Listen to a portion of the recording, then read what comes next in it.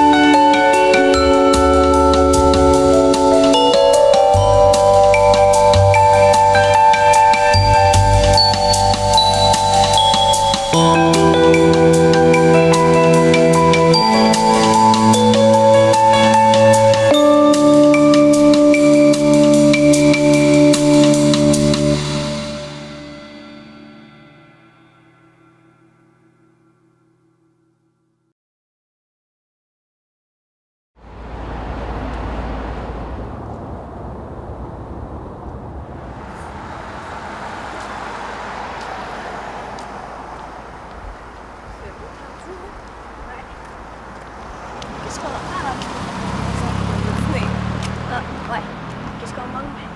Je sais pas. Mon nom, c'est Elisabeth Boucher. Je suis accompagnante à la naissance et je suis accompagnée de mon garçon, Nicolas, qui a 9 ans. Et moi, c'est ça, j'ai vraiment envie que tout le monde sache à quel point c'est extraordinaire, cette force-là qui est enfouie parce que, veux pas, moi, c'est ça, tu sais, comme avant d'avoir des enfants, c'est comme, je vais avoir des enfants, tu sais, puis c'est comme, ouais, ça va être loin, puis, tu sais, d'ici là, tu sais, j'étudie, je travaille, tu sais, je vis comme dans ma tête, puis là, tu sais, c'est comme ça arrive, puis c'est tellement fort, c'est tellement puissant qu'à un moment donné, tu sais, c'est cette force-là transformatrice, dans le fond, qui est géniale. Puis en même temps, c'est comme... Pour moi, c'est me reconnecter aussi avec l'essence propre féminine qui est traditionnellement, les femmes étaient beaucoup en communauté. Je pense qu'on va vraiment y aller documentaire dans la façon que les gens conçoivent le documentaire, c'est-à-dire comme des entrevues informatives. Ouais.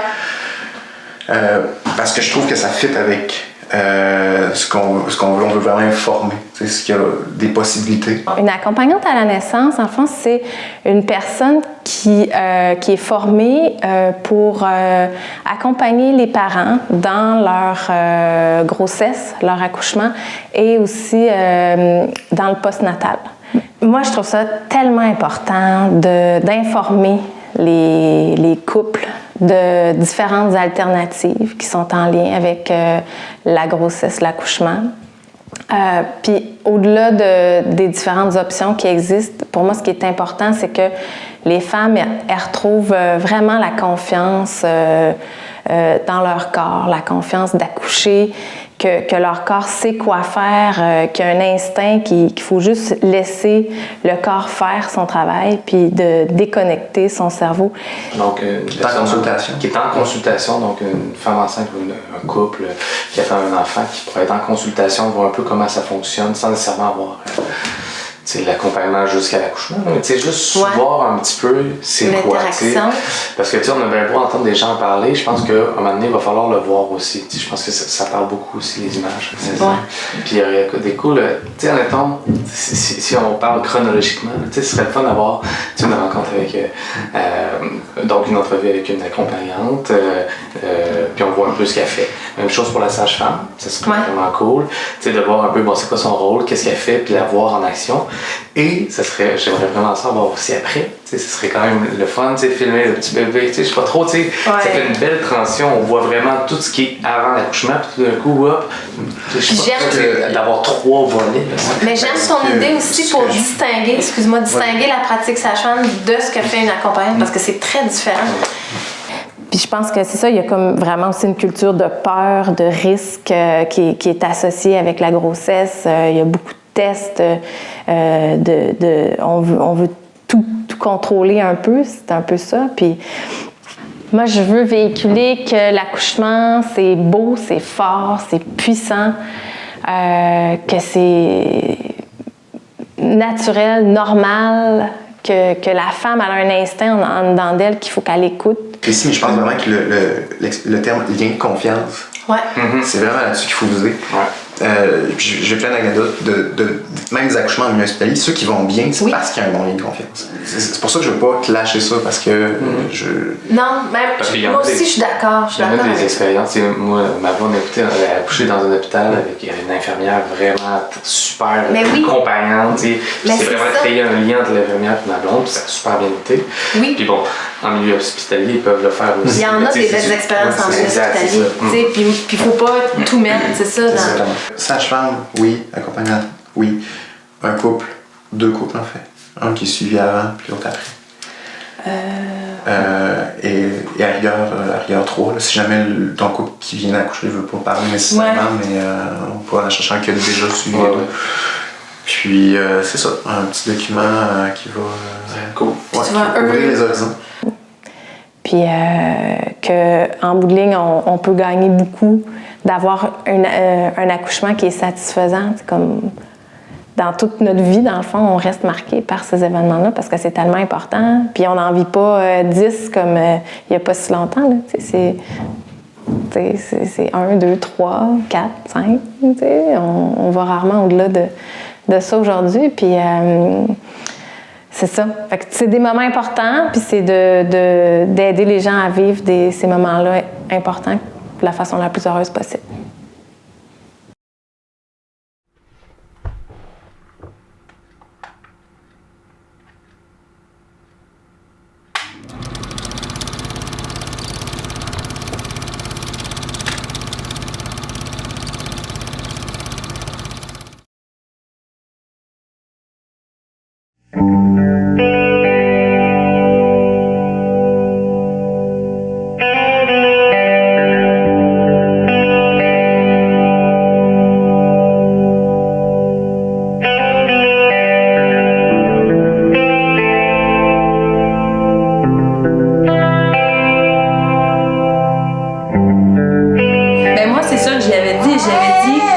Je veux que tu me donnes la force.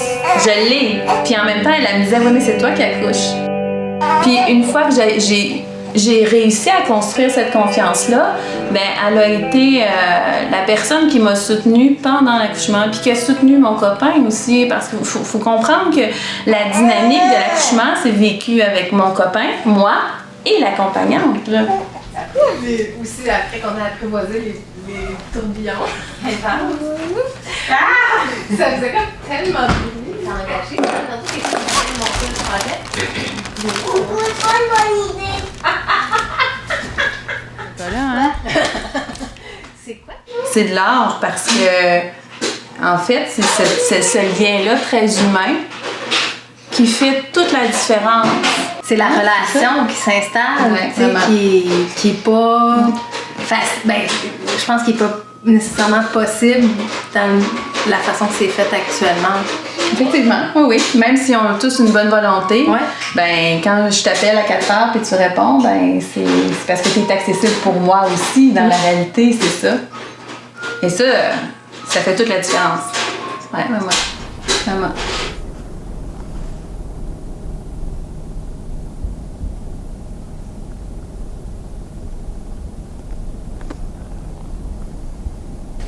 All right, be like.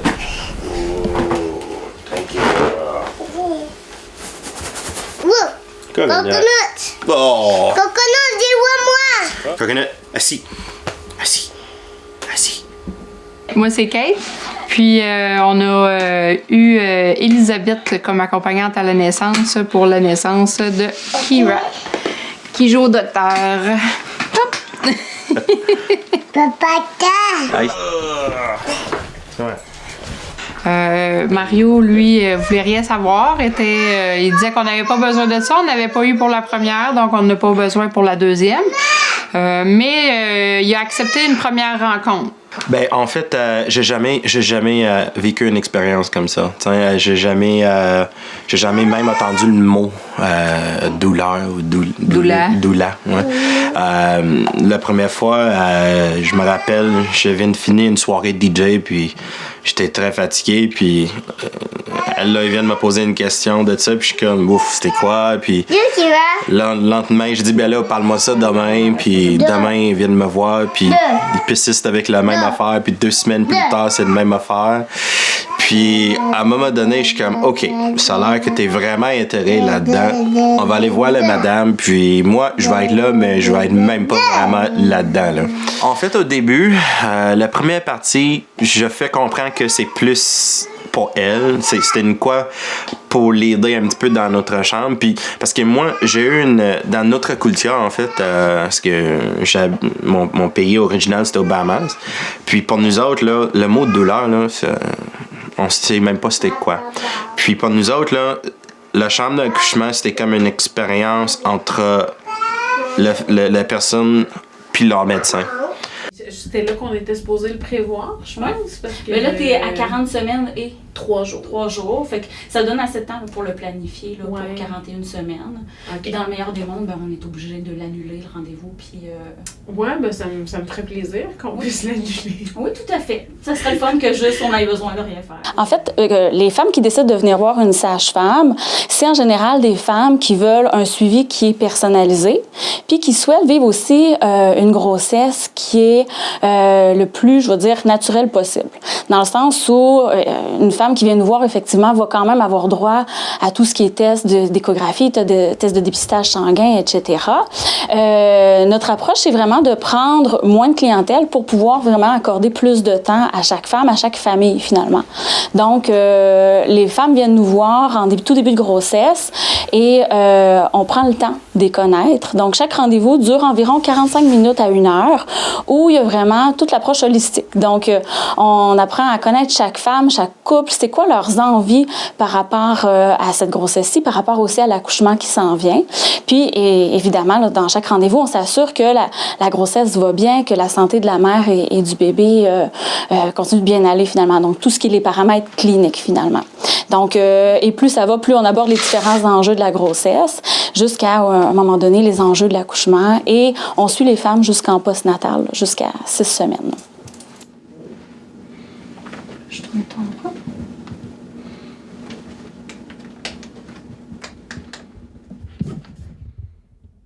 Je m'appelle Frédérique Nadeau-Marcotte. Je suis suivie avec une sage-femme. C'est un choix que mon conjoint et moi, on avait décidé de faire depuis longtemps. Pour toutes sortes de raisons, dont entre autres le fait que une grossesse, tant et aussi longtemps que c'est normal, je pense que c'est quelque chose qui n'a pas besoin d'être médicalisé. Je suis très contente qu'il existe des services médicaux pour les cas qui sont anormaux. Mais pour quelqu'un qui, comme moi, a une grossesse tout à fait normale, je trouvais que ça répondait bien à notre besoin. Puis c'est sûr que ça nous permettait aussi d'avoir un accouchement à domicile, ce qui était aussi quelque chose qu'on souhaitait parce qu'on se disait que c'était bien correct. Pourquoi aller faire ça ailleurs que chez nous? C'est encore que tu as l'énergie suffisante pour continuer. Pour continuer, pour l'accouchement qui s'en vient aussi. Puis ce que j'ai beaucoup apprécié dans mon suivi sage-femme, c'est de sentir qu'on avait le temps de s'asseoir avec moi pour accueillir qu'est-ce que je vivais, répondre à mes questions, m'accompagner dans des choix libres et éclairés, donc m'expliquer à chaque étape quels étaient les choix que j'avais à faire, quels étaient les tenants et aboutissants de ces choix-là, puis de sentir que c'était ma décision, puis que ma décision était respectée aussi.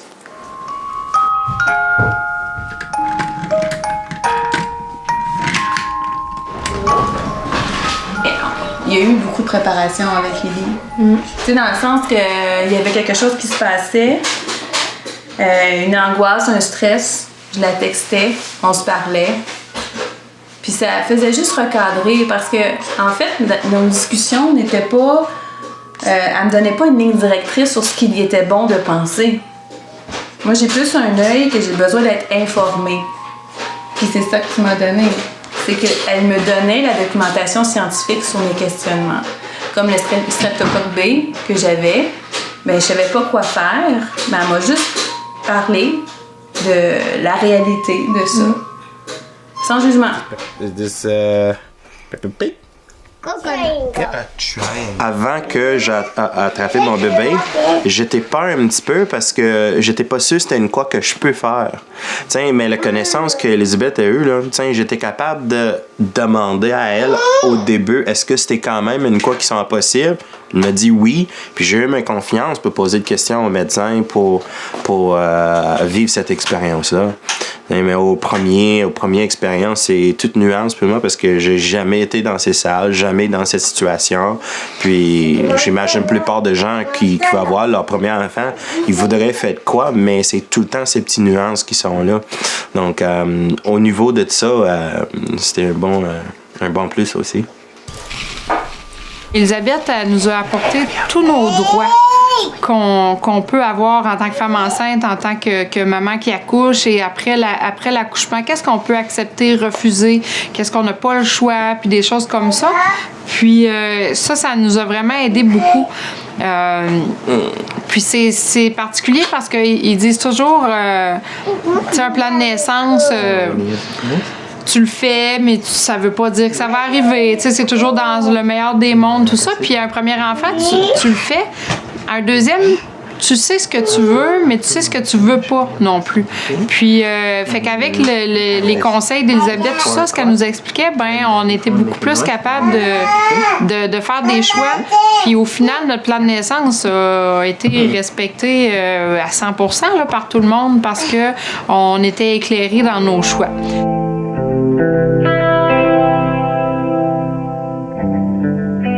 L'accouchement, c'était pas quelque chose que je trouvais merveilleux. Moi, c'était un chemin obligé parce que j'étais enceinte. Donc, à partir de là, j'ai voulu que ce chemin-là, il se fasse sainement. Donc, j'étais beaucoup dans l'acceptation, mais j'étais pendant pas mal tout le fait d'être enceinte, j'ai adoré ça. Donc, accoucher, j'avais pas le choix de le faire, mais c'est pour dire qu'avant, je pense que jusqu'à la 33e semaine, j'étais terrifiée. Et je sais pas qu'est-ce qui s'est passé. Peut-être c'est les hormones aussi et la merveilleuse préparation. Mais à un moment donné, j'en suis venue au fait que j'étais sereine dans l'idée.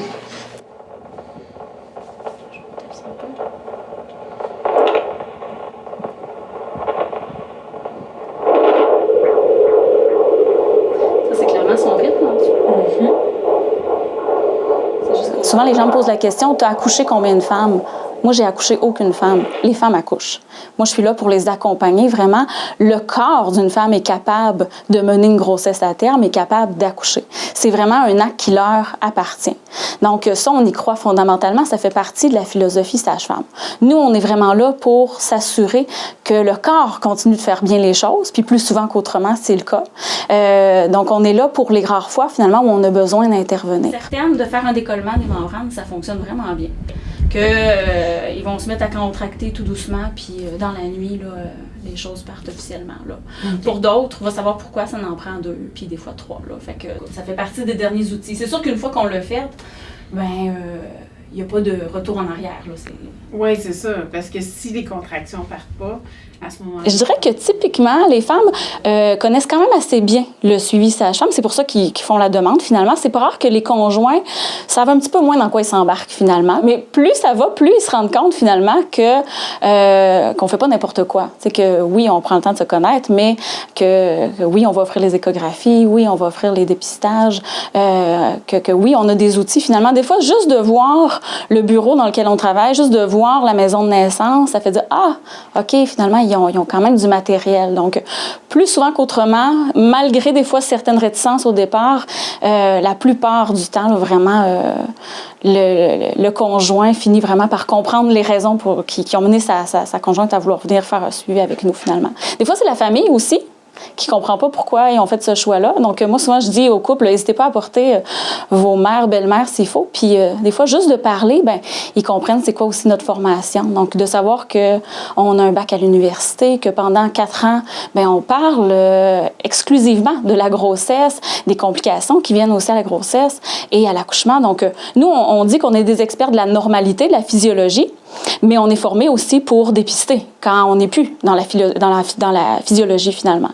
Donc, quand on est rendu à transférer les soins vers un gynécologue. Donc, mais tant et aussi longtemps que la mère et le bébé vont bien, que la grossesse se déroule normalement, on est outillé adéquatement.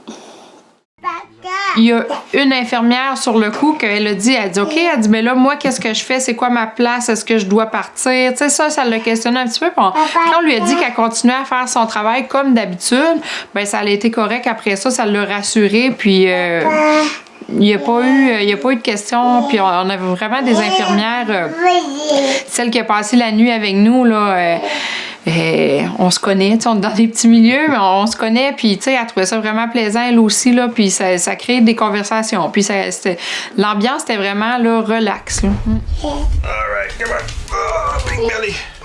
Vu que moi, j'avais Elisabeth avec moi, mais c'est drôle parce que Mario, à Flavia, il voulait rien voir, il voulait même pas couper le cordon, et puis...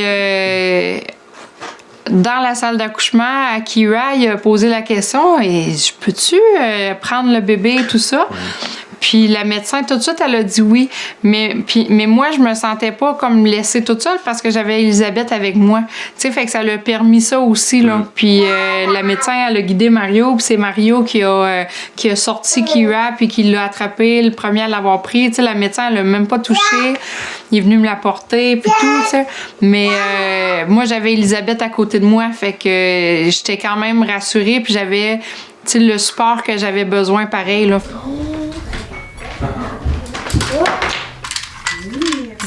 Je parle de peur, là. C'est comme une culture générale populaire que c'est comme... C'est comme... Je me rappelle, moi, quand j'ai dit que j'allais accoucher avec une sage-femme, là, je me suis fait demander, là, mais t'as pas peur? Peur de quoi? Ouais. Tu sais, pour moi, c'était ça, là. Non, tu sais, je suis pas la première femme qui va mettre au monde un enfant. Sûrement pas la dernière non plus. Il y a plein de choses, on dirait, qui ont été perdues avec l'accouchement, pendant l'accouchement, avec l'arrivée des accouchements dans les hôpitaux, la prise en charge, en fond, des médecins de famille qui se sont appropriés un peu tout ce qui était en lien avec l'obstétrique. Puis je pense que ça, puis même un savoir, je te dirais, un savoir un peu inné des femmes dans leur accouchement. Là. Il y a comme quelque chose qui s'est peut-être perdu à la longue, une genre de je dirais pas nécessairement de sagesse, mais une confiance, ça c'est sûr. Puis même moi, c'est ça, quand j'ai accouché, je savais pas que ça existait, des accompagnantes, là. Je savais pas. Non, puis moi, je savais que ça existait parce que j'ai des amis qui ont fait la formation. Mais quand j'en parle ici, à mon cercle d'amis, ils ne connaissaient pas nécessairement le principe d'accompagnante. Ouais. Fait que c'est parce que j'avais déjà été en relation avec avec le fait que ça existait. Mais autrement, le service hospitalier m'en a pas parlé. C'est moi qui allais chercher la ressource. C'est moi qui en ai parlé à mon copain. Puis tout s'est fait comme ça. On fait vraiment partie d'un moment extrêmement privilégié dans la vie de ces gens-là. D'accueillir son enfant, c'est vraiment pas banal. Là. Puis nous, on fait partie de ces petits moments-là de la vie de chaque couple. Puis je pense que j'ai un des métiers les plus fascinants au monde. On voit naître des enfants quand même. Donc, puis on le fait en accompagnant des couples qu'on apprend à connaître puis qu'on apprend aussi à aimer vraiment. Donc, c'est pas quand on se fait réveiller à 3 heures du matin pour aller à un accouchement, on va pas à l'accouchement de n'importe qui. On va à l'accouchement de quelqu'un qu'on suit depuis 9 mois finalement, puis on s'en va l'accompagner là-dedans. Donc, à chaque fois, c'est un petit miracle. Puis on peut pas être blasé de ce métier-là, vraiment pas. L'expérience que j'ai eue à date avec Elisabeth, c'est quand même une expérience mémorable. Hein. C'est une partie de notre... C'est pas juste le 3/4 plus l'accouchement. C'était un après aussi. Avec l'accompagnant qui va être là, c'était comme une expérience de plus. Oui, la partie médecin est toujours là, mais tu penses moins de ça à cause de le côté humain qui sont là aussi. Donc, c'est ça que j'apprécierais vraiment beaucoup de toutes ces expériences, en fait. Quand j'ai fini d'accoucher, je me suis tellement dit, il faut que tout le monde ait une Élisabeth. Je pense qu'actuellement, on travaille fort pour faire connaître la pratique. Puis avec, tu sais, j'en connais plusieurs, moi ici là, dans la région, comme je te disais, là, de Saint-Jean-Port-Joli jusqu'à Rimouski. On est comme plusieurs là, à se regrouper puis à vouloir vraiment s'installer dans la région puis offrir. C'est sûr que ça va rester des services privés, mais au moins il va y avoir une alternative, c'est ça, à ce qui est là actuellement. Puis les gens vont pouvoir choisir, faire vraiment des choix éclairés.